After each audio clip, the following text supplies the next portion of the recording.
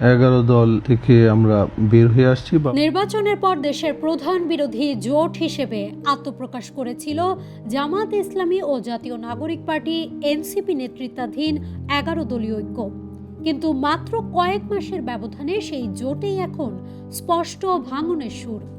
একের পর এক শরিক দল দূরে সরে যাচ্ছে। প্রশ্ন উঠছে, কেন? সর্বশেষ খেলাফত মজলিস আনুষ্ঠানিকভাবে ঘোষণা দিয়েছে তারা 11 দলীয় ঐক্যের সব কর্মসূচি থেকে বিরত থাকবে। এর আগে বাংলাদেশ খেলাফত আন্দোলনও জোটের কার্যক্রম থেকে নিজেদের গুটিয়ে নেয়। শরিকদের অভিযোগ, জাতীয় সংসদ নির্বাচনে আসন বন্টন, উচ্চকক্ষে প্রতিনিধিত্ব এবং সিদ্ধান্ত গ্রহণে তাদের যথাযথ গুরুত্ব দেওয়া হয়নি। অনেক ক্ষেত্রে জামাত ও এনসিপির সিদ্ধান্তই প্রাধান্য পেয়েছে বলেও অভিযোগ রয়েছে। স্থানীয় সরকার নির্বাচন নিয়েও মতবিরোধ আরও বেড়েছে। জামাত বিভিন্ন সিটিতে এককভাবে ঘোষণা করেছে প্রার্থী, এনসিপিও আলাদাভাবে শুরু করেছে স্থানীয় নির্বাচনের প্রস্তুতি।